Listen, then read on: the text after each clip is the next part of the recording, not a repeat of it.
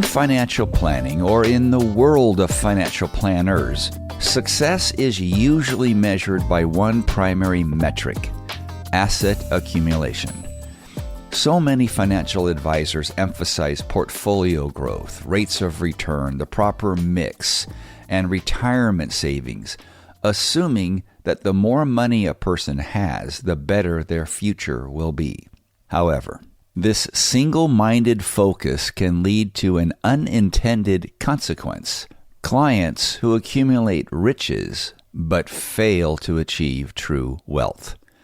Welcome to my podcast on how not to retire, a psychological approach to retiring healthy and wealthy, episode 40, Paradoxes. Greetings, I'm your host, Dr. Richard Himmer. The paradox of financial planning is that while riches, or having a large net worth, are important for financial security, they alone do not guarantee a fulfilling life. True wealth is about having enough time, family, love, friendships, hobbies, purpose, and financial security to support a well-lived life. This out-of-balance approach reflects a broader misunderstanding about strengths and decision-making. So many people assume that their strongest trait is their greatest trait, or their greatest strength, if you will. However, as the Harrison paradox theory demonstrates, true strengths arise in balancing complementary traits. Paradox, by definition, is two what appear to be contradictory behaviors that are in fact complementary. For example, confidence in one's opinion is valuable, but without curiosity and openness to other perspectives, it turns into dogmatism, leading to poor decisions and damaged relationships.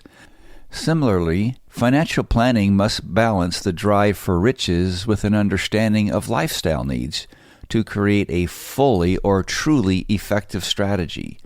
This pattern of imbalanced thinking is not unique to financial planning. Many industries have made the mistake of focusing on the wrong metrics, leading to suboptimal outcomes. A great example of this is Major League Baseball's outdated approach to player evaluation, which was transformed by data analytics as depicted in the movie Moneyball that came out in 2011. Just as baseball teams once relied on flawed statistics that did not correlate with winning, financial advisors all too often prioritize asset accumulation without considering the real objective, which is achieving true wealth. One of the most significant misconceptions in financial planning is the idea that having riches and being wealthy are the same thing. In reality, these concepts are quite different. However, they are paradoxical. Having riches means possessing a lot of money or assets, high net worth, a large investment portfolio, and significant cash reserves. However, a person can have plenty of riches and still feel unfulfilled, stressed, overworked, and just miserable. They could be angry. They can never understand what it means to have happiness. Being wealthy means having enough. Enough money is one of them, hence the paradox, but also enough time. Having meaningful relationships, personal fulfillment, a purpose in life, an identity in life, and the freedom to enjoy life. True wealth is about balancing the paradoxes, not an excess of one or the other. The goal of retirement should not be just to accumulate with the largest possible nest egg, but to create a life that's meaningful and enjoyable. Without this balance, retirees may find themselves financially stable, yet emotionally and socially impoverished.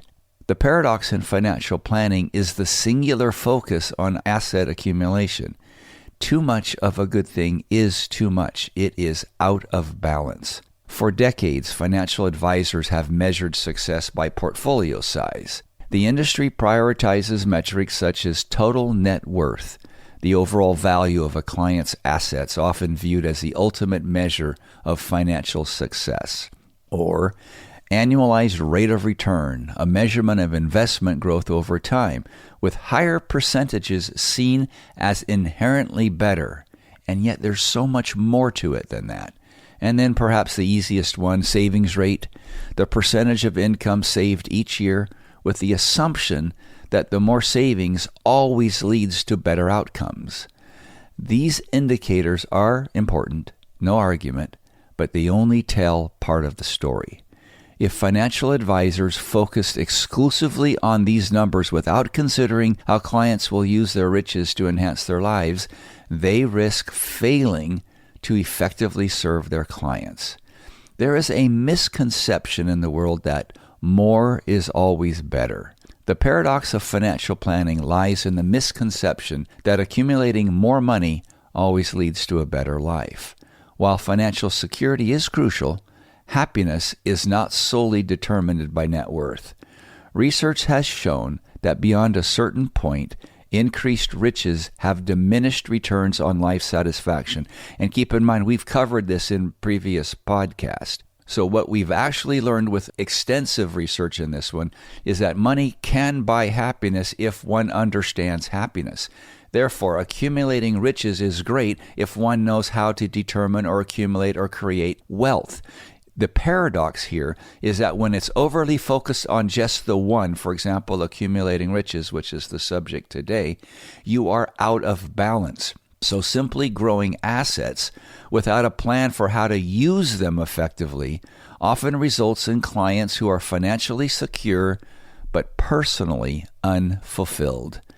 In the same way that confidence must be balanced with curiosity to create true strength, financial planning must balance asset accumulation with lifestyle fulfillment. A financial advisor who is confident in their investment strategies, but not receptive, not open to a client's personal aspiration, will miss the mark, crafting a plan that maximizes returns but neglects what truly matters to the client. So there's a parallel example in the Moneyball and the shift in baseball metrics alluded to a little bit earlier. The paradox in financial planning mirrors this Major League Baseball construct. For decades, baseball scouts and general managers evaluated players based on traditional but flawed metrics, such as the batting average, the percentage of a player's at-bats that result in a hit.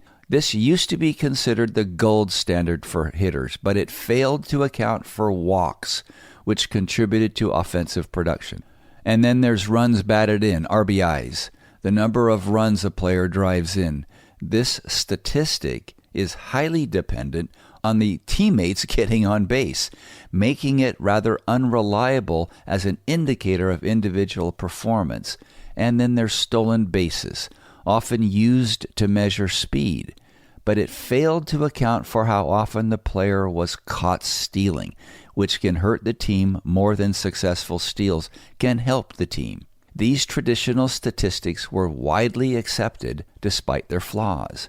However, Billy Beane, the general manager of the Oakland Athletics, recognized that they did not necessarily correlate with winning games. Beane and his team, using the insights of sabermetrics, which is defined as a data-driven approach to baseball analysis, prioritized more meaningful statistics, such as OBP, on-base percentage, which measures how often a player reaches base, whether by hit, a walk, or a hit by pitch. This proved to be a better predictor of offensive success than a batting average, for example. And then there was slugging percentage, SLG, and on-base slugging, OPS. These metrics account for the quality of hits, giving more weight to extra base hits rather than treating all hits equally. And then another one was WAR, W-A-R, wins above replacement, a comprehensive statistic that estimates how many wins a player contributes compared to a replacement-level player. By focusing on these new metrics, the Oakland A's were able to build a competitive team despite having probably the lowest payroll in Major League Baseball. Just as baseball had to rethink how it evaluated players, financial advisors and their clients must consider how they measure success. Instead of focusing solely on asset accumulation, both parties should adopt a balanced approach that includes appropriate metrics that reflect a client's overall well-being.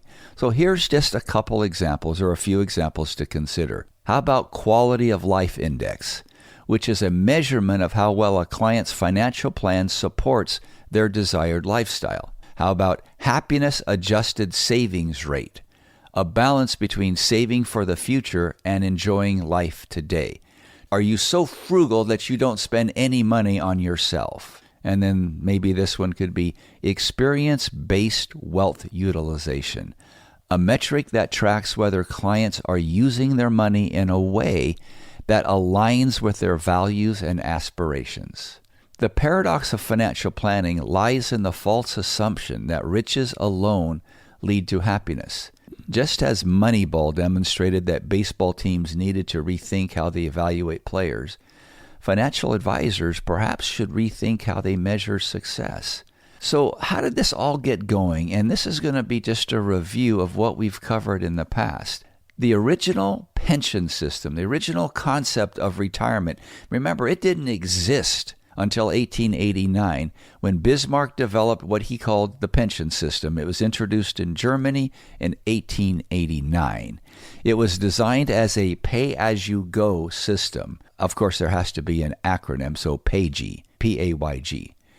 It required current workers to fund the pensions of retirees rather than individuals saving solely for their own retirement. This approach provided financial security for older workers.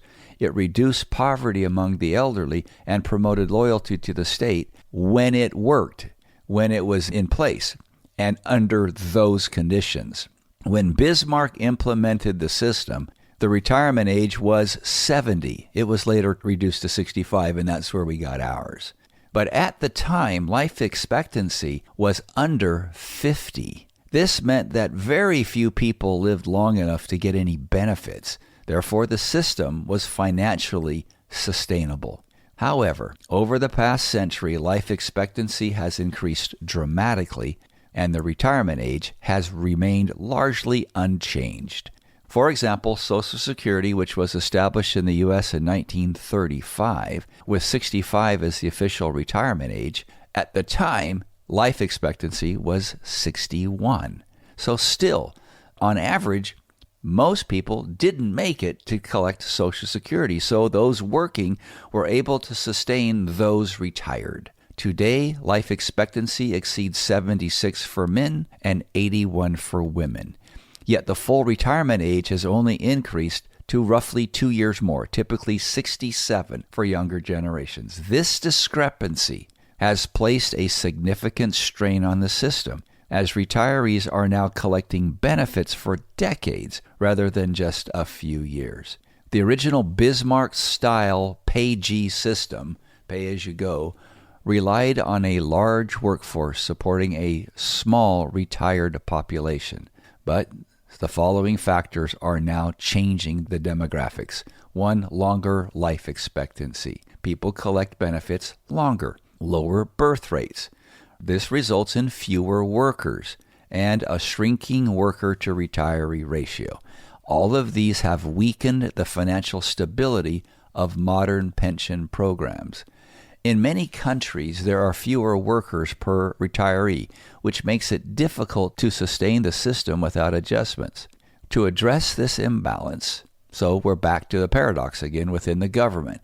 Here's some considerations to address the imbalance. 1, you could increase the retirement age to better align with increased life expectancy, which would create a ripple effect throughout the industries that people would naturally expect to work longer. 2, you could encourage private retirement savings to supplement state pensions. 3, you could adjust the benefit formulas to control costs and extend the longevity of pension funds. 4, reform taxation policies to ensure adequate funding for Social Security programs. And 5, perhaps the only realistic one given our current political situation, trained financial planners and retirees or people going in as clients to financial planners to balance their approach of retirement by introducing a focus on lifestyle as the primary goal and use their accumulated assets to support the lifestyle. So in conclusion, while Bismarck's pension system was revolutionary in providing financial security for the older citizens, modern Social Security systems have not fully adjusted to longer life expectancies. Without significant reforms, these programs risk becoming unsustainable, which forces future generations to either work longer, pay higher taxes, or experience or receive reduced benefits. Balancing fairness, sustainability, and financial security remains a key challenge for policymakers today. However, by integrating lifestyle aspirations into financial strategies and adopting flexible financial planning and educating clients on the true purpose of riches, financial advisors can truly assist their clients to achieve both financial security and lifetime satisfaction. The ultimate goal should not be to accumulate money, but to use the accumulated money in ways that enhance life to ensure that financial success translates into true wealth, a life of fulfillment, purpose, and balance. As we conclude today's podcast, I invite you to take our complimentary on-demand course aptly titled How Not to Retire. You can find it at our website, hownottoretire.com. It includes a pretty extensive workbook, multiple articles, and dozens of videos to support and explain the process. Much of the material found there is based on this podcast series. So until next time, remember, don't try harder, try different.